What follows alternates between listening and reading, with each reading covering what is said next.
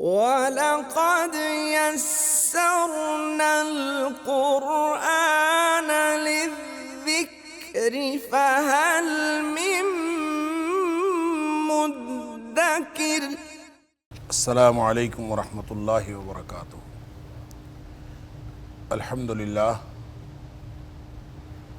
الحمدللہ وکفا وسلام علی عبادہ الذین اصطفیٰ۔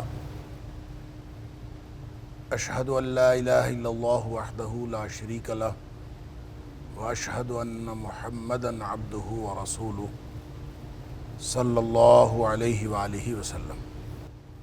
اللہم صلی علی محمد وعلی آل محمد کما صلیت علی ابراہیم وعلی آل ابراہیم انک حمید مجید۔ اللہم بارک علی محمد وعلی آل محمد کما بارکت علی ابراہیم وعلی آل ابراہیم انک حمید مجید۔ اما بعد فاعوذ باللہ السمیع العلیم من الشیطان الرجیم من ہمزہ ونفخہ ونفثہ۔ بسم اللہ الرحمن الرحیم۔ امن جعل الارض قرارا وجعل خلالها انہارا وجعل لها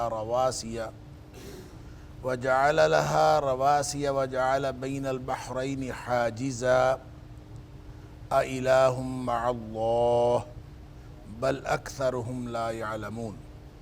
یا پھر وہ جس نے زمین کو جائے قرار بنایا اور اس کے اندر نہریں جاری کر دیں، اس کے لیے پہاڑ بنائے، وجعل بین البحرین حاجزا، اور دو سمندروں کے درمیان جس نے ایک آڑ اور ایک رکاوٹ بنائی، ایک پردہ بنایا۔ اِلٰہ مع اللہ، کیا اللہ کے ساتھ کوئی اور الہ بھی ہے؟ بل اکثرہم لا یعلمون، بلکہ اکثریت ان کی نہیں جانتے۔ آیت نمبر 61 سورۃ النمل۔ یہاں سے آج کے سبق کا آغاز اللہ کی توفیق سے ہو رہا ہے، اور سورہ نمل کے مضامین میں نے پہلے عرض کیا تھا کہ توحید کا جو موضوع ہے، بنیادی طور پر سورۃ النمل کا موضوع توحید ہی ہے، لیکن اس میں 3 طرح کے لوگوں کی مثالیں بھی دی گئی ہیں۔ وہ لوگ جو اپنی دولت اور طاقت کے باوجود اپنے شرک اور کفر اور ظلم کی وجہ سے نشان عبرت بنا دیے گئے، ان کا تذکرہ بھی ہے، اور ان کا تذکرہ بھی ہے جو اپنی طاقت اور دولت اور حکومت کے باوجود شکر کی مثال بن گئے، جیسے حضرت داؤد علیہ السلام، حضرت سلیمان علیہ السلام، ان کا ذکر بھی ہے۔ اور پھر ایسی مثال بھی ایک دی گئی ہے کہ جو تھے تو مشرک، لیکن ان کے اندر قبول حق کا مادہ تھا اور انہوں نے حق قبول کر لیا۔ اس کی مثال کے طور پر ملکہ سبا کا تذکرہ ہے، جو یمن کے اندر حکومت کر رہی تھی، اور حضرت سلیمان علیہ السلام کی تبلیغ کے ساتھ وہ مسلمان ہو گئی اور اس کے ساتھی بھی مسلمان ہو گئے۔ ان ساری مثالوں کے بعد اللہ تعالیٰ نے ایک سوال کیا ہے کہ اللہ خیر اما یشرکون، کیا اللہ بہتر ہے یا جن لوگوں کو یہ شریک ٹھہراتے ہیں وہ بہتر ہے؟ پھر اس کے بعد مسلسل سوالیہ انداز میں اللہ کریم نے کچھ صفات بیان فرمائی ہیں اپنی، کہ گویا کیا شریک بہتر ہیں یا وہ ذات جس نے آسمان پیدا کیے، جس نے آسمان سے پانی برسایا، جس کے ذریعے سے بارونق باغات بنا دیے، پھر اس کے ساتھ اللہ تعالیٰ نے زمین میں سے کھیتی اگائی۔ اِلٰہ مع اللہ، کیا اللہ کے ساتھ کوئی اور الہ بھی ہے؟ بل ہم قوم یعدلون، لیکن یہ ایسی قوم ہے جو راہ سے ہٹے ہوئے ہیں یا پھر برابر ٹھہرا رہے ہیں، اللہ کے برابر شریکوں کو ٹھہرا رہے ہیں۔ اسی تسلسل میں پھر اگلا سوال ہے امن جعل الارض قرارا،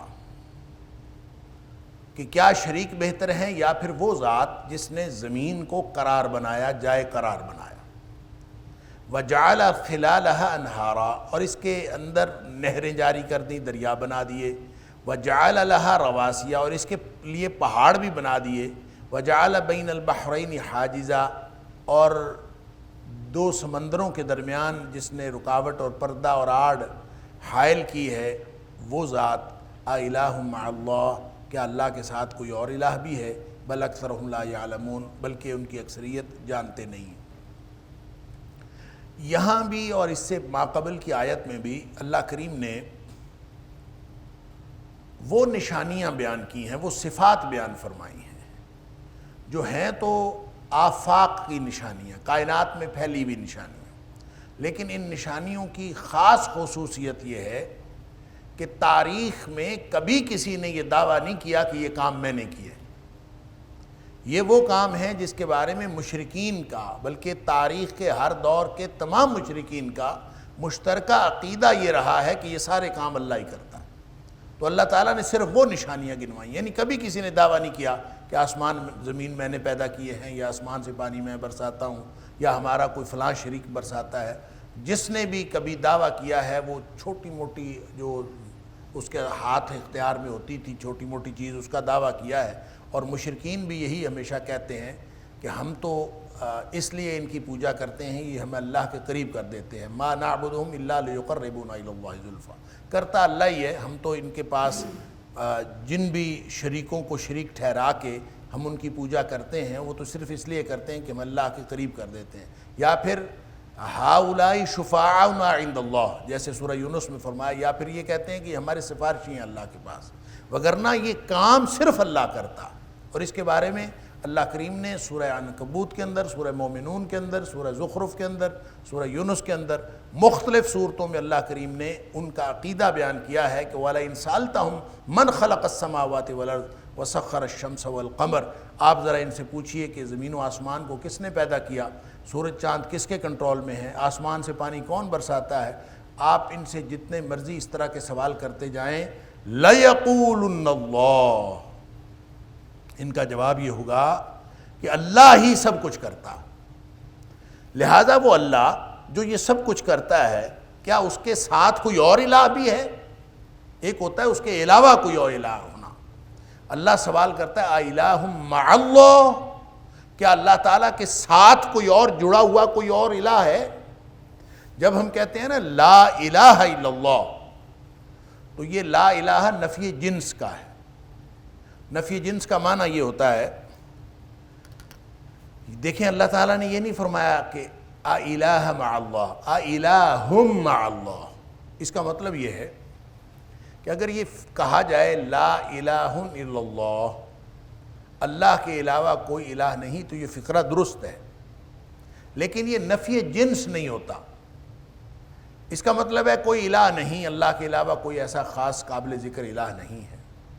لیکن جب یہ کہا جائے لا الہ الا اللہ، کہ اللہ کے علاوہ کوئی الہ نہیں، یہ نفی جنس ہو جاتا ہے۔ اور نفی جنس کا مطلب یہ ہوتا ہے کہ کوئی اس جنس کی کوئی چیز بھی نہیں، یعنی ایسی کوئی ہستی سرے سے موجود ہی نہیں جس پر لفظ الہ کا یا اس کے کسی پہلو کا کسی درجے میں بھی اطلاق ہو سکے، وہ موجود نہیں۔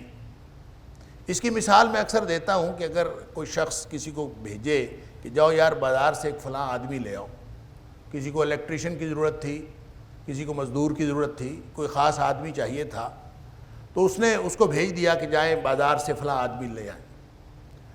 تو وہ تو اگر جا کے واپس آ کے یہ کہہ دے کہ لا رجل فی السوق، تو اس کا مطلب یہ ہوگا کہ وہ متعلقہ آدمی، یعنی جس طرح کا آدمی چاہیے تھا وہ آدمی بازار میں نہیں ہے۔ لا رجل فی السوق یعنی کوئی آدمی وہاں ملا نہیں، مطلب جو الیکٹریشین چاہیے تھا یا اگر کوئی خاص آدمی چاہیے تھا، کسی خاص کام کے لیے چاہیے تھا، تو آپ وہ کام کرنے کے لیے گئے تو آپ کو کام کا آدمی نہیں ملا، آپ نے آ کے کہہ دیا لا رجل فی السوق، آپ بازار میں کوئی آدمی نہیں۔ یہ مطلق اور عام نفی ہے کہ نہیں۔ اور اگر وہ آ کے یہ کہہ دے لا رجل فی السوق، تو یہ نفی جنس ہو جائے گی۔ نفی جنس کا اور عام نفی کا فرق یہ ہے کہ عام نفی کا مطلب تو یہ ہوگا کہ مطلوبہ آدمی نہیں ملا، اور جب نفی جنس ہو جائے گا تو اس کا مطلب یہ ہوگا کہ کوئی ایسا، نہ کوئی لنگڑا، نہ کوئی لولا، نہ کوئی چھوٹا، نہ کوئی بڑا، نہ کوئی دکاندار، نہ کوئی گاہک، نہ کوئی الیکٹریشین، نہ کوئی مزدور، کسی بھی طرح کا کوئی آدمی بازار کے اندر موجود نہیں ہے. لا رجل فی السوق, بازار کے اندر کوئی آدمی سرے سے ہے ہی نہیں. جنس کی نفی ہو گئی. ایسا شخص جس کے اوپر جنس رجل کا اطلاق ہوتا ہو, جنس انسان کا, نوع انسان کا اطلاق ہوتا ہو, وہ سرے سے موجود ہی نہیں. اس طرح جب ہم لا الہ الا اللہ کہتے ہیں تو یہ نفی جنس کہ الہ کے اندر جتنی خصوصیات پائی جاتی ہیں, اس جنس کی کوئی چیز اس دنیا میں سوائے اللہ کے کوئی ایگزسٹ نہیں کرتی. لا الہ الا اللہ کا معنی یہ ہوتا ہے. تو یہاں اللہ تعالیٰ بہت سادہ سوال پوچھتا ہے, اَإِلَٰهٌ مَّعَ اللَّهِ, وہ تو لا الہ الا اللہ ہے, اس کے علاوہ تو کوئی الہ ہے نہیں. تو جب تم بتاؤ کہ کیا وہ شریک تمہارے بہتر ہیں یا وہ ذات جس نے زمین کو قرار بنایا, جائے قرار بنایا, زمین آسمان کو پیدا کیا, آسمان سے پانی برسایا, یہ ساری خصوصیات جو سب کچھ کرتا ہے, تو کیا اللہ کے ساتھ کوئی لگا ہوا ہے؟ یعنی یہ کچھ تو کوئی اور نہیں کرتا سوائے اللہ کے. یہ تمہارا اپنا عقیدہ بھی ہے کہ اللہ کے علاوہ یہ صفات کسی اور کی نہیں ہے. تو کیا اللہ کے ساتھ اللہ کو کسی اسسٹنس کی ضرورت ہے؟ اللہ نے کوئی اسسٹنٹ رکھا ہوا ہے؟ اِلَٰهٌ مَّعَ اللَّهِ, کا اللہ کے ساتھ کوئی ہے؟ لہٰذا ایک من دون اللہ ہے قرآن کا فریز, من دون اللہ, کہ اللہ کے علاوہ کسی کی بندگی نہیں کرنی. اور دوسرا فریز ہے مع اللہ, اللہ اکبر, وَأَنَّ الْمَسَاجِدَ لِلَّهِ فَلَا تَدْعُوا مَعَ اللَّهِ أَحَدًا. مساجد اللہ کے گھر ہیں, اللہ کے لیے ہیں, مسجد اللہ کی ہیں, اور مسجدوں میں اللہ کے ساتھ بھی کسی کو نہ پکارا کرو. اللہ کے علاوہ پکارنا تو شرک ہے ہی, اللہ کے ساتھ پکارنا بھی شرک ہے. اللہ تعالیٰ معاف فرمائے. امن جعل الارض قرارا, یہ خصوصیت ہے کہ اس نے زمین کو جائے قرار بنایا. اب زمین کو جائے قرار بنایا, یہ ایسا یعنی ہے تو سادہ سا فقرہ, لیکن اس کے اندر اتنی حکمتیں چھپی ہوئی ہیں اور اللہ کی توحید کے اتنے دلائل چھپے ہوئے ہیں, سبحان اللہ. آپ اس کی تفصیل بیان کرتے جائیں اور شاید یہ سائنس بھی آپ کی مدد کرے کہ اس کی جو تفصیلات آپ بیان کرتے جائیں کہ زمین کو جائے قرار بنایا. زمین ہے کیا؟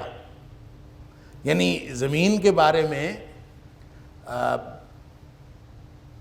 بہت پرانا جو لوگوں کا خیال تھا کہ زمین چپٹی ہے, بعد میں پتہ چلا یہ زمین گول ہے. اور جو قرآن نے کہا کہ اس کو دہاہا, اس کو ہم نے جو دحون ہے, وہ بعض مفسرین نے کہا کہ یہ جو زمین کا گول ہونا ہے اللہ کریم نے خود قرآن میں پہلے ہی ذکر کر دیا تھا. اب یہ سائنسدانوں نے بتا دیا گول ہے.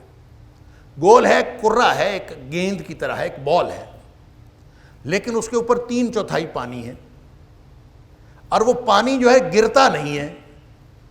اب ایک گول گیند کی طرح ہو اور اس کا 3/4 پانی ہو تو اس کو گر جانا چاہیے, لیکن اس کے اندر ایک ایسی کشش رکھی ہے, گریوٹی, کشش ثقل رکھی ہے کہ وہ پانی ادھر ادھر نہیں گرتا, وہ اندر کی طرف زمین کے مرکز کی طرف وہ جڑا رہتا ہے. سبحان اللہ. اور پانی اگر نہ ملے, وَجَعَلْنَا مِنَ الْمَاءِ كُلَّ شَيْءٍ حَيٍّ, ہم نے پانی کے ذریعے تو ہر شے زندہ رکھی ہوئی ہے.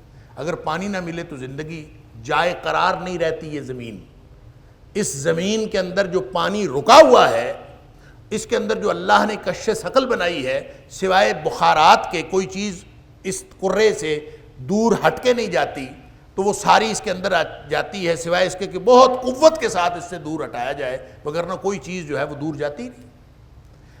جو چیز پھینکیں گے وہ اس کے مرکز کی طرف کھنچتی چلی جائے گی. یہ اللہ تعالیٰ نے ایسا یہ کس نے بنایا ہے؟ یہ کشش ثقل کس نے رکھی ہے؟ امن جعل الارض قرارا, اس نے زمین کو جائے قرار بنایا ہے. اگر پانی ہی نہ ٹھہرتا اس کے اوپر, پانی گر جاتا کرے کے اوپر سے, گول تو ہے, تو اس کے اوپر سے پانی گر جاتا تو پھر یہ جائے قرار نہ رہتی, اس پہ زندگی ممکن نہ ہوتی. زندگی ممکن ہوئی, اللہ تعالیٰ نے اس کے اندر ایک گریوٹی رکھی, جائے قرار بنایا. پھر یہ زمین ساکن نہیں ہے, یہ گھوم رہی ہے, اور گھوم بھی 2 طرح سے رہی ہے, اور اتنی تیزی سے گھوم رہی ہے. اللہ اکبر. کہتے ہیں, یہ سائنسدانوں نے بتایا کہ اس کی جو سپیڈ ہے نا, یہ 2 طرح سے گھوم رہی ہے. ایک تو اپنے مدار میں, یعنی جہاں ہے یہ اپنے مدار میں گھوم رہی ہے، اور دوسرا یہ سورج کے گرد گھوم رہی ہے، یوں بھی گھوم رہی ہے اور سورج کے گرد بھی گھوم رہی ہے۔ سورج سے جو اس کا فاصلہ ہے وہ کوئی 9.5 کروڑ میل کے قریب ہے، 9 کروڑ 30 لاکھ میل۔ اللہ اکبر۔ وَلَقَدْ يَسَّرْنَا الْقُرْآنَ لِلذِّكْرِ فَهَلْ مِن مُّدَّكِرٍ وَلَقَدْ يَسَّرْنَا الْقُرْآنَ لِلذِّكْرِ فَهَلْ مِن مُّدَّكِرٍ۔ لیکن یہ سورج کے گرد گھوم رہی ہے، ایک یہ اس کی حرکت ہے اور ایک اس کی حرکت یہ ہے۔ یہ دونوں حرکتیں کوئی سلو نہیں ہیں، بہت تیز بڑی سپیڈ کے ساتھ۔ سائنسدانوں نے اندازہ کیا ہے کہ جو زمین اپنے مدار میں گھومتی ہے یہ 1000 میل فی گھنٹہ کی رفتار سے گھوم رہی ہے۔ اللہ اکبر۔ یہ جو ہوائی جہاز چلتے ہیں نا ایک جگہ سے دوسری جگہ، وہ 700-800 میل فی گھنٹہ کی رفتار سے چلتے ہیں۔ اللہ اکبر۔ اب اس زیادہ سے زیادہ، اس سے کم ہی چلتے ہیں۔ تو جو 1000 میل فی گھنٹہ کی رفتار سے یوں گھوم رہی ہے اپنے مدار میں، اور جو سورج کے گرد گھوم رہی ہے وہ تو کہتے ہیں کہ وہ تقریباً 66,600 میل فی گھنٹہ کی رفتار سے، کیونکہ وہ 24 گھنٹوں میں اپنا وہ کرتی ہے چکر مکمل۔ تو یہ ایک اللہ تعالیٰ نے عجیب نظام بنایا ہے، سبحان اللہ، کہ ادھر بھی گھوم رہی ہے اور اتنی سپیڈ سے کہ وہ تقریباً 66,000 میل فی گھنٹہ کی رفتار سے، اور جو اپنے مدار میں وہیں گھوم رہی ہے وہ بھی 1000 میل فی گھنٹہ کی رفتار سے۔ تو اب یہ بتائیں کہ اس کے اوپر زندگی کیسے ممکن ہوئی؟ اتنی سپیڈ سے زمین گھوم رہی ہے، لیکن اس کے اوپر اللہ نے بڑے سکون سے ہم رہ رہے ہیں، کوئی نہیں، نہ گھومتی ہوئی نظر آتی ہے، نہ وہ ہلتی ہے، نہ ہچکولے کھاتی ہے، نہ اس کو کچھ ہوتا ہے، ہم آرام سے زمین کے اوپر سکون سے رہ رہے ہیں۔ امن جعل الارض قرارا، کیا خیال ہے وہ ذات جس نے زمین کو جائے قرار بنایا ہے، سبحان اللہ۔ اور یہ جائے قرار کئی پہلوؤں سے ہے، اللہ اکبر۔ یعنی زمین پر زندگی ممکن کیسے ہے، اتنی سپیڈ پہ چل رہی ہے۔ اللہ تعالیٰ فرماتا ہے کہ وَجَعَلَ لَهَا رَوَاسِيَ، اس میں پہاڑ گاڑ دیے ہیں، پہاڑوں کی وجہ سے رکی ہے۔ حدیث میں آتا ہے کہ یہ زمین جب پیدا ہوئی تھی تو یہ ہچکولے کھاتی تھی، کبھی ادھر کبھی ادھر، تو پھر اللہ تعالیٰ نے اس کے اندر پہاڑ بطور میخ گاڑے ہیں۔ یہ پہاڑ جو ہمیں اوپر کو ہمیں نظر آتے ہیں یہ اصل میں اندر گڑے ہوئے ہیں، تو یہ زمین کو روکے ہوئے ہیں۔ اللہ اکبر۔ الم نجعل الارض مہادا والجبال اوتادا، کیا زمین کو ہم نے تمہارے لیے بچھونا نہیں بنایا؟ اور یہ جو پہاڑ ہیں یہ میخ وتد کہتے ہیں، میخ کو، میخیں گاڑی ہوئی ہیں اللہ تعالیٰ نے، جیسے کیل لگا کے کسی چیز کو فکس کر دیا جاتا ہے، اس طرح اللہ نے پہاڑ گاڑ کے اس کو فکس کر دیا۔ سبحان اللہ۔ امن جعل الارض قرارا، یہ اللہ تعالیٰ نے جائے قرار بنائی ہے، سبحان اللہ۔ اب یہ جو گھوم رہی ہے اور سورج کے سامنے سے یہ 24 گھنٹوں میں یہ گھوم جاتی ہے، کبھی رات آ جاتی کبھی دن آ جاتی ہے، گھومتی رہتی ہے۔ اگر یہ نہ گھومتی اور اس کی گردش نہ ہوتی تو اس کا مطلب یہ تھا کہ سورج کے سامنے ہونے سے آدھی زمین پر روشنی رہتی اور آدھی زمین پر تاریکی رہتی۔ جس پر ہمیشہ روشنی رہتی وہاں بھی زندگی ممکن نہ ہوتی، اور جس پر ہمیشہ تاریکی رہتی وہاں بھی زندگی ممکن نہ ہوتی۔ اب اللہ تعالیٰ نے اس کو ایسا بنا دیا ہے کہ تاریکی بھی آ جاتی ہے اور روشنی بھی آ جاتی ہے، زندگی ممکن ہو گئی۔ پھر یہ زمین کا جو سورج سے فاصلہ ہے وہ تھوڑا سا کم یا زیادہ ہو جائے، ذرا سا کم ہو جائے تو اتنی گرمی پڑے کہ زمین پر کوئی چیز ممکن نہ رہے، اور تھوڑا سا فاصلہ زیادہ ہو جائے تو اتنی سردی پڑے کہ زمین کے اوپر کوئی چیز ممکن نہ رہے۔ اللہ اکبر۔ لیکن اللہ تعالیٰ نے ایسا خاص فاصلہ رکھا ہے، امن جعل الارض قرارا، کیا وہ ذات بہتر نہیں ہے جس نے زمین کو جائے قرار بنایا ہے؟ سبحان اللہ۔ پھر سائنسدانوں نے یہ بھی بتایا ہے کہ یہ جو زمین ہے نا، یہ سورج کے ارد گرد ایک خاص زاویے سے گھومتی ہے۔ وہ خاص زاویہ جو ہے وہ رات دن کے آنے جانے کا باعث بھی بنتا ہے، وہ موسموں کی تبدیلی کا باعث بھی بنتا ہے۔ کبھی سردی آ جاتی ہے، کبھی گرمی آ جاتی ہے، کبھی بہار آ جاتی ہے، خزاں آ جاتی ہے، موسم تبدیل ہوتے رہتے ہیں۔ انسانوں کو جو جو چیز جس جس موسم میں درکار ہوتی ہے اللہ تعالیٰ ان کو عطا فرماتا رہتا ہے۔ تو اصل میں اس لیے جو خاص زاویے کے اوپر یہ جو گردش کر رہی ہے، اس کی وجہ سے یہ موسموں کی اور رات دن کی اور مختلف چیزوں کی تبدیلی ہوتی رہتی ہے۔ اگر اس کا یہ زاویہ نہ ہوتا تو ہم یہ تبدیلی بھی نہ دیکھ پاتے، اور رات بڑی ہو جاتی ہے، کبھی دن بڑا ہو جاتا ہے۔ یہ دن کا بڑا ہونا اور رات کا بڑا ہونا، جب رات بڑے ہونے کی ضرورت ہوتی ہے تو رات بڑی ہو جاتی ہے، جب دن بڑے ہونے کی ضرورت ہوتی ہے دن بڑا ہو جاتا ہے۔ یہ جو دن اور رات کا بڑا چھوٹا ہونا ہے اور موسموں کی تبدیلی اور تغیر و تبدل ہے، یہ زمین کا سورج سے کے گرد گھومتے ہوئے ایک خاص زاویے پر گھومنا ہے۔ یہ کس نے بنایا ہے؟ ایسی شاندار سکیم، سبحان اللہ، کہ ذرا سا زاویہ ادھر ادھر نہیں ہوتا۔ کہتے ہیں 77 ڈگری پر یہ گھومتی ہے۔ اب 77 ڈگری پر گھومنے کا کیا مطلب ہے ہمیں نہیں پتا، سائنسدانوں کو بتاؤ، لیکن ہمیں یہ پتا ہے کہ یہ جو موسموں کا تغیر و تبدل ہے، یا رات دن کا بڑا اور چھوٹا ہونا ہے، یہ جس طرح سے نظام زندگی چل رہا ہے، یہ کبھی نہ چلتا، یہ جائے قرار کبھی نہ بنتی، یہ زندگی یہاں ممکن نہ ہوتی اگر اللہ تعالیٰ یہ اس کو اس طرح سے شاندار نہ بناتا۔ اللہ۔ پھر زمین سے بخارات اٹھتے ہیں، تو کہتے ہیں کہ زمین کے گرد یہ جو بال ہے نا، زمین یہ ایک گیند ہے، تو اس کے گرد 500-600 میل دور اللہ کریم نے ایک ہوا کا کثیف ہوا کا ایک کرہ بنا دیا کہ اس باہر سے اگر کوئی چیز آئے نا تو وہ اس کرے میں سے گزر نہیں سکتی۔ اللہ اکبر، ایک ایسی پروٹیکٹیو شیلڈ بنا دی ہے، اور وہ بہت ساری چیزیں باہر سے آتی ہیں۔ مثال کے طور پر شہاب ثاقب ہے، یہ ستارے جو ٹوٹتے ہیں تو یہ زمین کی طرف پتہ کتنی سپیڈ سے گرتے ہیں، شہاب ثاقب کتنی تعداد میں ٹوٹتے ہیں اور کتنی سپیڈ سے زمین کی طرف آتے ہیں۔ یہ بھی سائنسدانوں کا خیال یہ ہے کہ ایک دن رات میں 2 کروڑ کے قریب شہاب ثاقب ٹوٹتے ہیں، 2 کروڑ کے قریب، اور وہ ٹوٹ کر جب وہ زمین کی طرف گرتے ہیں تو جب وہ اس کرہ سے جو اللہ نے زمین کے ارد گرد بنایا ہوا ہے 500-600 میل دور، اس کرہ سے گرتے ہوئے ان کو گزرتے ہوئے ان کو آگ لگ جاتی ہے اور وہ وہیں جل کے بھسم ہو جاتے ہیں، بس ختم، زمین تک پہنچتی ہی نہیں۔ کوئی کبھی کبھار کوئی شہاب ثاقب کا کوئی ٹکڑا زمین پر پہنچتا ہوگا، اور اگر جہاں کہیں پہنچتا ہے تو وہ نقصان کا باعث بنتا ہے۔ اندازہ کیجئے اگر اللہ تعالیٰ نے یہ قدرتی انتظام نہ کیا ہوتا اور 2 کروڑ شہابیے 2 کروڑ شہاب ثاقب دن رات میں گرتے تو زندگی ممکن ہوتی؟ امن جعل الارض قرارا، وہ ہے ذات جس نے زمین کو جائے قرار بنایا ہے، سبحان اللہ۔ علی ھذا القیاس اور بھی بہت سارے پہلو ہو سکتے ہیں کہ اللہ تعالیٰ نے اس کو جائے قرار بنایا۔ آپ جس طرح سے سوچتے چلے جائیں گے، غور و فکر کرتے جائیں گے، آپ کو اور زیادہ اللہ تعالیٰ کی شان اور اللہ تعالیٰ کی صفات نظر آتی چلی جائیں گی۔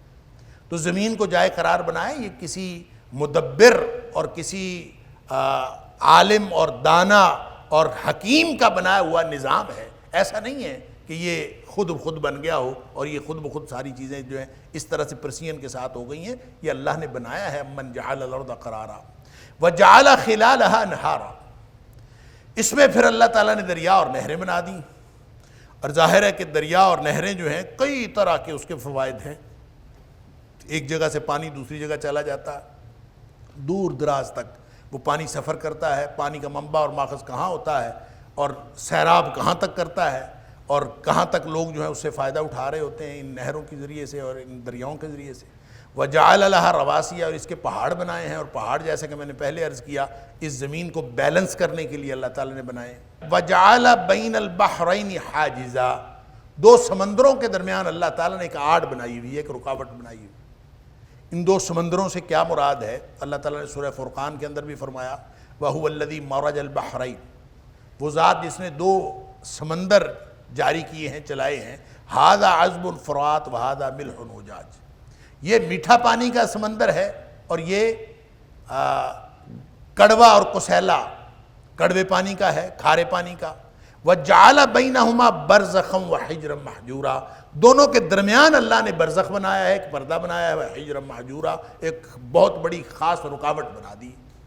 برزخ بھی رکاوٹ کو کہتے ہیں، حجرًا مَحْجُورًا بھی رکاوٹ کو، کسی سخت رکاوٹ کو کہتے ہیں، اور حاجزہ بھی رکاوٹ کو کہتے ہیں۔ اللہ نے درمیان میں رکاوٹ بنائی۔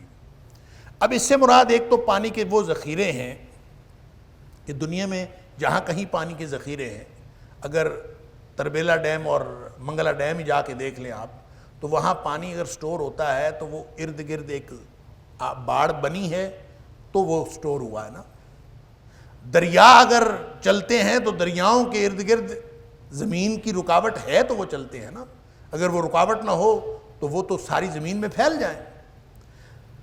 ایک پانی کا چشمہ دوسرے پانی کے چشمے سے نہیں مل رہا، ایک دریا دوسرے سے نہیں مل رہا، یہ اس کا ایک عمومی مفہوم ہو سکتا ہے کہ اس سے مراد یہ زمین کے اوپر جو پانی کے ذخیرے ہیں وہ ایک دوسرے سے نہیں ملتے، ایک سمندر اپنی جگہ پہ، دوسرا سمندر اپنی جگہ پہ، درمیان میں اللہ تعالیٰ نے ایک رکاوٹ بنائی ہوئی ہے، دونوں ایک دوسرے سے نہیں ملتے۔ یہ دو دریاؤں کی بات ہو سکتی ہے، دو نہروں کی بات ہو سکتی ہے، دو جھیلوں کی بات ہو سکتی ہے، دو ندیوں کی بات ہو سکتی ہے۔ یہ اللہ تعالیٰ نے جو زمین کے اوپر ذخیرے ہیں، یہ عمومی مفہوم بھی اس کا ہو سکتا ہے۔ ایک اس کا مفہوم یہ ہو سکتا ہے کہ جو زیر زمین پانی ہے، زمین کے اندر بھی تو سمندر ہے نا، جب آپ بور کر کے پانی نلکے لگاتے ہو، موٹر لگاتے ہو، تو وہ زیر زمین بھی پانی ہے۔ یہاں آپ پانی کا بور کرتے ہو تو میٹھا نکلتا ہے، کوئی 100 فٹ دور یا 200 فٹ دور کرتے ہو تو کھارا پانی نکلتا۔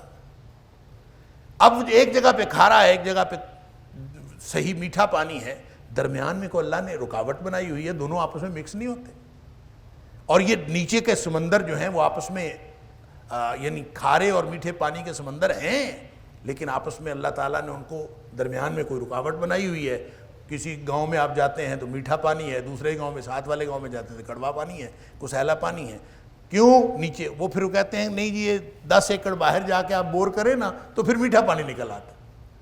یہ بھی اس سے مراد ہو سکتا ہے جو زیر زمین پانی کے ذخائر ہیں وہ اللہ تعالیٰ ان کو الگ الگ رکھتا ہے، ان کو آپس میں مکس نہیں ہونے دیتا۔ اسی طرح کوئی بڑے سمندر میں کوئی دریا جب گرتا ہے تو بھی یہ ماحول دیکھا جا سکتا ہے کہ جب دریا پانی کے اندر گرتا ہے تو ایک لمبے فاصلے تک وہ دریا اپنا رستہ بناتا چلا جاتا ہے، اور وہ پانی، دریا کا پانی میٹھا ہوتا ہے اور سمندر کا کڑوا اور کسیلا ہوتا ہے، اور وہ اسی طرح سے وہ پانی آپ دیکھتے ہیں کہ دریا جو ہے ایک لمبے فاصلے تک وہ دونوں نے آپس میں ایک اللہ تعالیٰ نے اس کے درمیان آڑ رکھی ہوئی۔ حالانکہ چاہیے تو یہ کہ پانی گرا ہے اور بس گر کے اس کے اندر مکس ہو جائے، لیکن وہ گر کے مکس نہیں ہوتا، اللہ تعالیٰ اس کے درمیان میں وَجَعَلَ بَيْنَ الْبَحْرَيْنِ حَاجِزًا، اللہ تعالیٰ نے دو سمندروں کے درمیان یا دو دریاؤں کے درمیان یا دو پانی کے ذخیروں کے درمیان اللہ نے حاجز بنائی ہوئی ہے، آڑ بنائی ہوئی ہے، ایک رکاوٹ بنی ہوئی ہے۔ اور آخری مطلب اس کا یہ ہو سکتا ہے کہ کھارے اور میٹھے پانی کے سمندر ہیں اور ان کے درمیان جو ہے اللہ تعالیٰ نے آڑ بنائی ہوئی ہے، اور وہ اپنے اپنے مختلف قسم کے جو سمندر ہیں وہ ساتھ ساتھ چلتے ہیں لیکن وہ آپس میں ملتے نہیں ہیں۔ یہ آپ دریاؤں میں بھی جہاں دو دریا مل رہے ہوں وہاں پہ بھی آپ اس کا نظارہ کر سکتے ہیں کہ ایک مٹیالہ پانی ہوتا ہے اور ایک صاف ستھرا پانی ہوتا ہے، اور وہ لمبے فاصلے تک اسی طرح چل رہے ہوتے ہیں۔ اور اسی طرح اللہ تعالیٰ نے سمندروں میں بھی بعض اوقات بہت مٹی والا سمندر ہے، صاف ستھرا سمندر ہے، لیکن درمیان میں وہ آڑ بنی ہوئی ہے۔ اب تو اس طرح کی بہت ساری ویڈیوز بھی آپ دیکھ سکتے ہیں کہ سمندروں کے اندر اللہ تعالیٰ نے یہ پردہ رکھا ہوا ہے۔ تو یہ کون کرتا ہے یہ سارا؟ یہ سکیم کس کی ہے؟ وَجَعَلَ بَيْنَ الْبَحْرَيْنِ حَاجِزًا، سمندروں کے درمیان بھی اللہ تعالیٰ نے، دو سمندروں کے درمیان آڑ اور رکاوٹ بنائی ہوئی ہے۔ أَإِلَٰهٌ مَّعَ اللَّهِ، کیا اللہ کے علاوہ کوئی اور الہ ہے؟ اللہ بل اکثرہم لا یعلمون، بلکہ اکثریت ان کی جانتی نہیں۔ اس کا مطلب یہ ہے کہ مشرکین میں سے جو اکثریت ہیں وہ تو جہالت کی بنیاد پر شرک کر رہے ہیں، بل اکثرہم لا یعلمون، ان میں سے اکثریت جانتی نہیں۔ تو شرک کا تعلق میں ہمیشہ عرض کیا کرتا ہوں کہ نہ تو دانش سے اس کا تعلق ہے، دانائی سے اور عقل سے شرک کا کوئی تعلق نہیں۔ جس کے اندر ذرا بھی عقل ہوتی ہے وہ کبھی مشرک نہیں ہو سکتا، وہ سوچنے پر مجبور ہو جاتا ہے۔ جس طرح شرک کا دانش اور عقل کے ساتھ تعلق نہیں ہوتا، اسی طرح اس کا علم کے ساتھ بھی تعلق نہیں ہوتا. یہ جہالت کی بنیاد پر اور جہالت کے ماحول میں پھیلتا ہے. لیکن اللہ کریم نے یہ نہیں فرمایا کہ یہ سارے کے سارے جاہل ہوتے ہیں، فرمایا اکثریت جاہلوں کی ہوتی ہے. کم لوگ ایسے ہوتے ہیں جو جانتے ہیں سب کچھ لیکن اپنے صرف تکبر کی وجہ سے شرک کر رہے ہوتے ہیں. جاننے بوجھنے کے باوجود ایسے لوگ ہوتے ہیں، یعنی اکثریت ان کی جاہل ہوتی ہے. بل اکثرهم لا یعلمون، ان میں سے اکثریت جاہل ہوتی ہے لیکن ان میں سے ایسے لوگ ہوتے ہیں. اللہ کریم کا یہ فرمان کہ بل اکثرهم لا یعلمون، کہ ان میں سے اکثریت جاہل ہوتی ہے، جانتی نہیں ہے. اس کا مطلب ہے کچھ لوگ تو ایسے ہوتے ہیں کچھ نہ کچھ جو جانتے ہیں اور جاننے بوجھنے کے باوجود خواہ اللہ کے دین میں کیڑے نکال رہے ہوتے ہیں، اللہ کے قرآن میں اور نبی پاک صلی اللہ علیہ وسلم کے فرامین میں کیڑے نکال رہے ہوتے ہیں، اور اپنے تمرد کی وجہ سے، اپنے استکبار کی وجہ سے، اپنے تکبر کی وجہ سے وہ لوگ شرک کا اور کفر کا شکار ہوتے ہیں. جانتے نہیں ہیں لیکن اکثریت جو ہے وہ نہیں جانتے، اور کچھ لوگ جاننے کے باوجود یہ سب کچھ کر رہے ہوتے ہیں. امن یجیب المضطر اذا دعاہ ویکشف السوء ویجعلکم خلفاء الارض االہ مع اللہ قلیلا ما تذکرون. اب دیکھیں، میں عرض کر رہا تھا کہ یہ ایسے سوالات اللہ کریم نے اٹھائے ہیں کہ جن میں عام طور پر مشرکین کا خیال بھی ہے کہ وہ صفات کسی اور میں نہیں پائی جاتی سوائے اللہ کریم کے. تو آفاق کی وہ نشانیاں بیان کرنے کے بعد اب اللہ کریم نے انفرادی نشانیاں بیان فرمائیں. امن یجیب المضطر اذا دعاہ ویکشف السوء، بتاؤ تو کون ہے، امن یا پھر وہ کون ہے، یجیب المضطر جو بے قرار کی دعا قبول کرتا ہے، اذا دعاہ جب وہ اس کو پکارتا ہے، ویکشف السوء اور اس کی جو برائی ہے جو مصیبت ہے اس کو دور کرتا ہے. کون ہے؟ تو اب ظاہر ہے مسلمانوں کو تو پتہ ہے اللہ کے علاوہ کوئی نہیں کرتا، تو کیا خیال ہے مشرکین کو نہیں پتہ؟ ان کو بھی پتہ.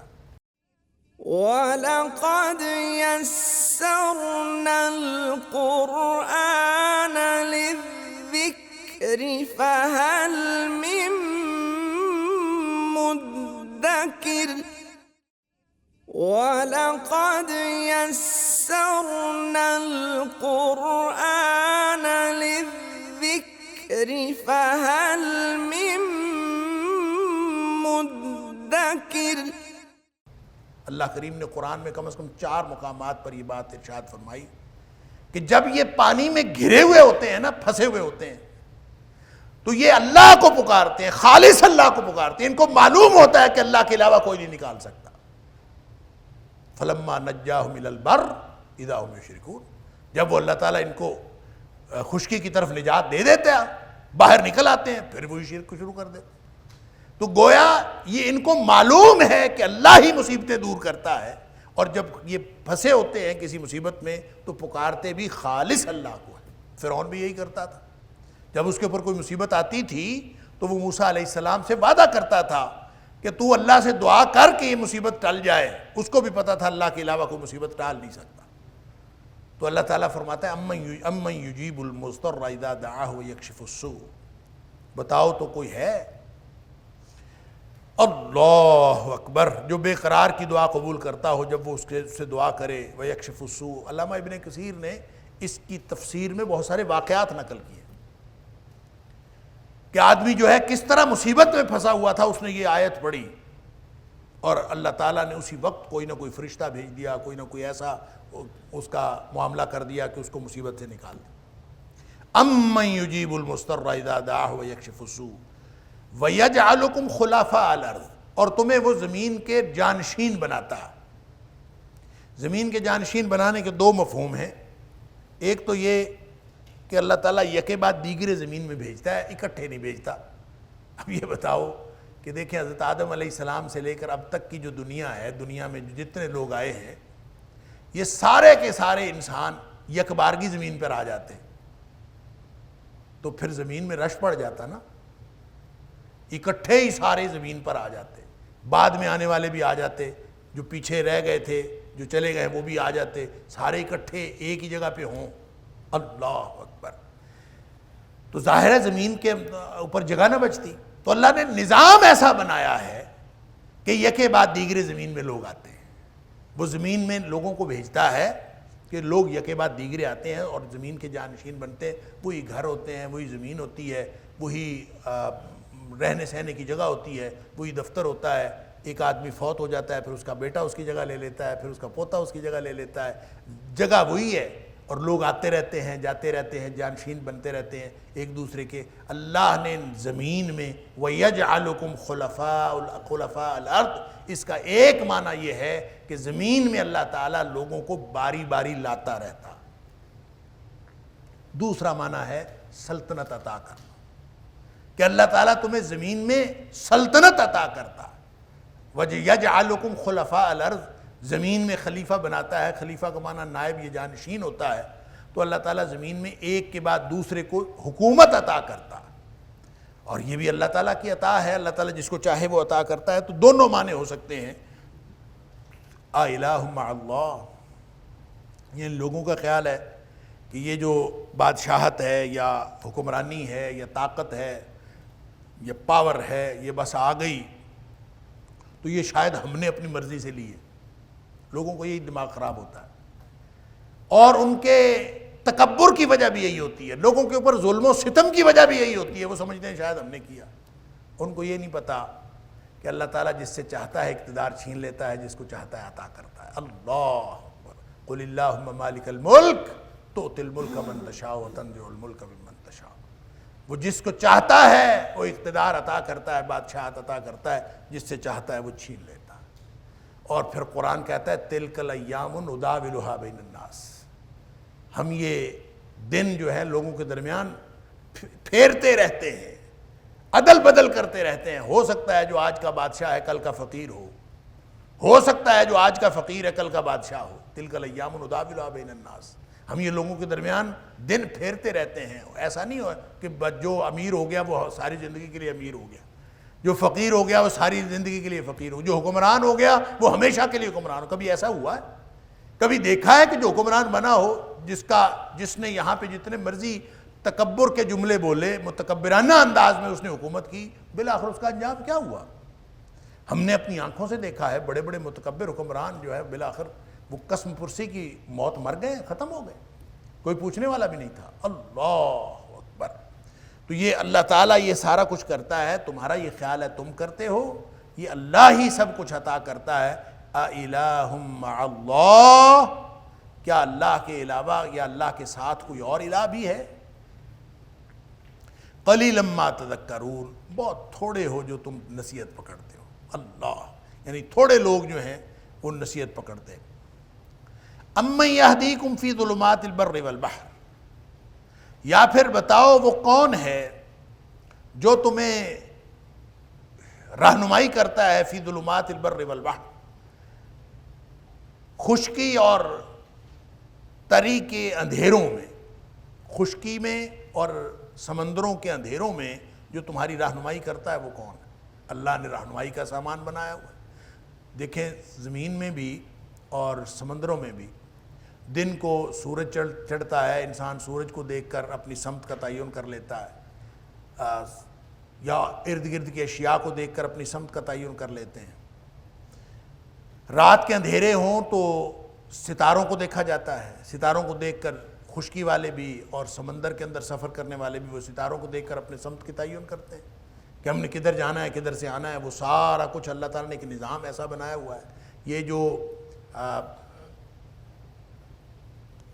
ہوتا ہے قطب نما, اس کی جو سوئی ہے وہ اسی طرح رہتی ہے. اس کو دیکھ کر بھی, اگر سوئی دیکھ کر آپ اپنی سمت کا تعین کرنا چاہیں تو اس سوئی کو کس نے متعین کیا ہے کہ اس نے ہمیشہ جو ہے وہ قطب کی طرف رہنا ہے؟ اس کو بھی تو کسی نے متعین کیا. اسی طرح جو ستارے بنائے ہیں یہ اللہ نے بنائے ہیں. تم ستاروں کو دیکھ کر اپنا رہنمائی پاتے ہو. جیسے فرمایا وَعَلَامَاتٍ وَبِالنَّجْمِ هُمْ يَهْتَدُونَ, کہ اور بھی بہت ساری نشانیاں اللہ نے زمین میں بنائی ہوئی ہیں. وَبِالنَّجْمِ هُمْ يَهْتَدُونَ, اور ستاروں سے یہ لوگ رہنمائی پاتے ہیں. تو اللہ تعالیٰ یہاں سوال کی صورت میں کہتا ہے اَمَّن يَهْدِيكُمْ, کون ہے جو رہنمائی کرتا ہے, یا پھر کون ہے جو تمہاری رہنمائی کرتا ہے فی ظلمات البر والبحر, خشکی کے اندھیروں میں اور سمندر کے اندھیروں میں، وَمَن يُرْسِلُ الرِّيَاحَ، اور کون ہے جو ہوائیں بھیجتا ہے، یرسل الریاح، بھیجتا ہے ہواؤں کو، بشرن، خوشخبری کے طور پر، بین یدی رحمتہ، اپنی رحمت سے پہلے خوشخبری کے طور پر ہواؤں کو بھیج دیتا ہے۔ یہاں رحمت سے مراد اللہ کی بارش ہے، اللہ کی رحمت، اللہ کی طرف سے بارش ہونا، اور بارش آنے سے پہلے جو ہوائیں اکٹھی ہوتی ہیں بادل بن جاتے ہیں، اور بادل دیکھ کر لوگوں کو خوشخبری مل جاتی ہے ایک بارش آنے والی ہے، تو فرمایا کہ یہ کون ہے جو ہواؤں کو اکٹھا کرتا ہے اور یوں ان کو بھیجتا ہے کہ جا کے خوشخبری دو کہ تمہارے اوپر بارش آنے والی ہے۔ اَإِلَٰهٌ مَّعَ اللَّهِ، کیا اللہ کے ساتھ کوئی اور الہ بھی ہے؟ تعالی اللہ عما یشرکون، بہت بلند ہے اللہ کی ذات اس چیز سے جو وہ شرک کرتے ہیں۔ اَمَّن يَبْدَأُ الْخَلْقَ ثُمَّ يُعِيدُهُ، کیا پھر وہ کون ہے جو ابتدا کرتا ہے الخلق، کسی تخلیق کی، ثم یعیدہ، پھر اس کا اعادہ کرتا ہے، اس کو لوٹاتا ہے۔ یہ کسی چیز کی تخلیق کرتا ہے، تخلیق کی ابتدا کرتا ہے، پھر اس کو لوٹاتا ہے۔ اللہ اکبر! اس کو آپ یوں سمجھ لیجئے، اس کی سادہ مثال تو انسان ہے کہ انسان کی تخلیق کی ابتدا کہاں سے کی؟ مٹی کا ایک پتلا بنایا، مٹی کا ایک پتلا بنایا، اور اس پتلے کو بنا کر فَنَفَخْتُ فِيهِ مِن رُوحِي، پھر اللہ کریم نے اپنی روح اس کے اندر پھونکی اور وہ زندہ ہو کے وہ بن گیا۔ اور پھر اس کے بعد اللہ تعالیٰ فرماتا ہے کہ پہلے ہم نے ایک جان پیدا کی، پھر ایک جان پیدا کر کے وَخَلَقَ مِنْهَا زَوْجَهَا، پھر اس کا جوڑا اس سے پیدا کیا۔ سبحان اللہ، ایک جان بنائی۔ یا ایھا الناس اتقوا ربکم الذی خلقکم من نفس واحدہ وخلق منها زوجها، پہلے ایک جان پیدا کی، پھر اس جان میں سے اس کا جوڑا پیدا کیا، وہ اس کی بیوی تھی یا اس کا شوہر تھا۔ یہ احادیث بتاتی ہیں اور قرآن کے دیگر مقامات بتاتے ہیں کہ پہلے اللہ کریم نے حضرت آدم علیہ السلام کو پیدا کیا، اور آدم علیہ السلام کو پیدا کر کے ان مثل عیسیٰ عند اللہ کمثل آدم، کہ اللہ عیسیٰ علیہ السلام کی مثال بھی اللہ کے نزدیک آدم علیہ السلام کی مثال کی طرح ہے۔ خلقہ من تراب، پہلے اللہ نے اس کو مٹی سے بنایا، سبحان اللہ، اور پھر اس کو کہا کہ تو زندہ ہو جا، تو وہ زندہ ہو گیا۔ تو اسی طرح سے اللہ کریم نے پہلے آدم علیہ السلام کو پیدا کیا، پھر اس کے بعد اس کی بیوی کو پیدا کیا، اور وَبَثَّ مِنْهُمَا رِجَالًا كَثِيرًا وَنِسَاءً، پھر اس سے ایک ایسا نظام تناسل، ایک تسلسل تناسل کا، نسل در نسل آگے بڑھانے کا ایک ایسا سلسلہ شروع کر دیا کہ وَبَثَّ مِنْهُمَا رِجَالًا كَثِيرًا وَنِسَاءً، کہ اس سے بہت سارے مرد اور عورتیں زمین میں پھیلا دی۔ اللہ اکبر! لہٰذا یہ سادہ مثال سمجھنے کے لیے کہ مخلوق کا، تخلیق کا اعادہ بھی کرتا ہے، تخلیق کی ابتدا بھی فرمائی، پھر اس کا اعادہ کرتا ہے۔ ابتدا تو فرمائی ایک مٹی کے پتلے سے، مٹی سے بنائی، پھر جب ماں باپ بنا دیے تو ان سے آگے نسل در نسل سلسلہ جاری ہے۔ اور یہ انسان سے، انسان کی تخلیق ابتدا سے لے کر آگے یہ سمجھنے کے لیے کافی ہے، لیکن آپ کائنات کے اندر جتنی انواع ہیں حیوانات کی ان کو دیکھ لیجئے، جتنی انواع ہیں نباتات کی ان کو دیکھ لیجئے، اللہ اکبر! وہ کتنی ہیں اللہ کو معلوم۔ بعض نے کہا کہ 10 لاکھ کے قریب جو ہیں انواع ہیں حیوانات کی پوری کائنات کے اندر، اللہ کو معلوم ہے کس کس طرح کے جانور ہیں اس دنیا میں، اور وہ کس کس طرح کی انواع ہیں۔ ان کی پہلی جو ابتدا ہوئی وہ کس نے ابتدا کی؟ وہ اللہ کریم نے ابتدا فرمائی۔ سائنسدانوں کو آج تک یہ نہیں پتہ چلا کہ زندگی کہاں سے آتی ہے، وہ سارا کچھ کر لیتے ہیں، ان کو یہ نہیں پتہ چلتا زندگی کہاں سے آتی ہے۔ ایک چیز انہوں نے جو پورا زور لگا کے جو اس میں سے ثابت کی ہے اور جو آخر نتیجہ نکلا ہے، وہ نتیجہ نکالا ہے کہ ایک ڈی این اے ہوتا ہے، لیکن وہ ڈی این اے خود مردہ ہوتا ہے، اس کے اندر زندگی نہیں ہوتی، وہ خود مردہ ہوتا ہے، زندگی کا باعث بنتا ہے۔ لہذا زندگی کہاں سے آتی ہے یہ کچھ نہیں پتہ چلا۔ یہ صرف اللہ کی ذات ہے، یخرج الحی من المیت، سبحان اللہ۔ مردہ سے زندہ کو نکالنا اور زندہ سے مردہ کو نکالنا یہ صرف اسی کا کام، سبحان اللہ۔ اور اس نے یہ کائنات کا نظام بنایا ہے، زندہ سے مردہ اور مردہ سے زندہ، سبحان اللہ۔ اور وہ زندگی پیدا کرنا، زندگی کی ابتدا کرنا، اگر لاکھوں انواع ہیں، وہ 10 لاکھ ہیں یا چند لاکھ ہیں یا 1 لاکھ بھی ہوں، تو آخر اس کی نسل کو اس کی ابتدا کرنا ایک خاص نوعیت کی زندگی دے کر۔ جو چڑیا کی زندگی ہے وہ کوے کی نہیں ہے، جو کوے کی زندگی ہے وہ چڑیا کی نہیں۔ اللہ، خاص نوعیت کی زندگی عطا کرنا۔ انسانوں کو زندگی عطا کی ہے وہ اور طرح کی، جو حیوانات کو عطا کی ہے زندگی وہ اور طرح کی ہے، ہر نوع کو جو زندگی عطا کی ہے وہ ایک خاص نوعیت کی ہے۔ امن یبدأ الخلق، بتاؤ تو کون ہے وہ زندگی کی ابتدا کرتا؟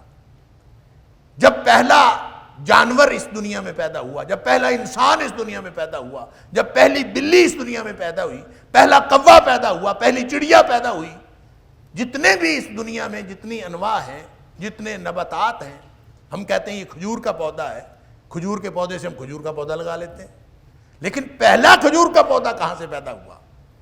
وہ بھی تو کہیں سے پیدا ہوا ہے نا۔ اللہ اکبر۔ اللہ تعالیٰ فرماتا ہے کہ دیکھو تو یہ اونٹ کو کس نے پیدا کیا؟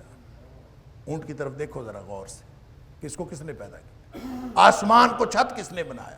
مختلف نشانیاں اللہ تعالیٰ بتاتا ہے، لیکن اس میں خاص طور پر اونٹ کی نشانی کہ اتنا بڑا جانور، آپ ہاتھی کو دیکھ لیں، آپ اونٹ کو دیکھ لیں، اتنا بڑا جاندار اللہ تعالیٰ نے کہیں سے پہلے ابتدا کی ہے نا، پیدا کیا ہے نا۔ دنیا میں اتنی انواع ہے جانوروں کی، سب کی ابتدا اللہ کریم نے کی ہے۔ زندگی کہاں سے آتی ہے؟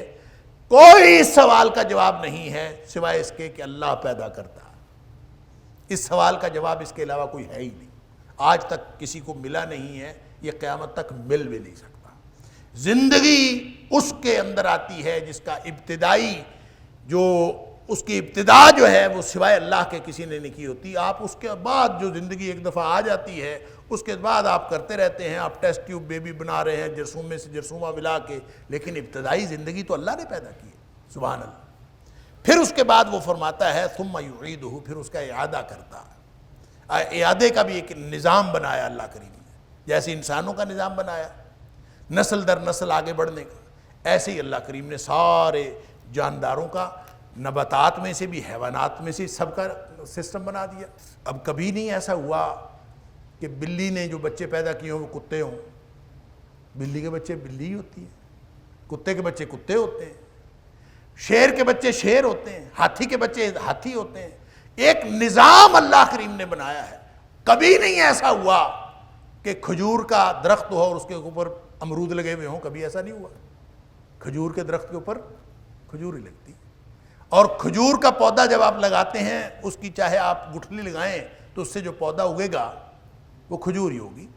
اور یہ نظام ہے ثم یعیدہ، لاکھوں انواع کو اپنی اپنی جگہ پہ قائم رکھنا، اسی طرح کا پانی دینا ہے۔ بیج آپ نے ڈال دیا ہے، پانی بھی وہی ہے، زمین بھی وہی ہے، لیکن جب وہ اگتا ہے تو وہ اگ کر اپنے اپنے پھل، اپنے اپنی اس نسل کو آگے بڑھا رہا ہوتا ہے جو جس ڈیوٹی پہ اللہ تعالیٰ نے اس کو لگایا ہوا ہے۔ إن هذا القرآن يهدي للتي هي أقوم ويبشر المؤمنين الذين يعملون الصالحات أن لهم أجرا كبيرا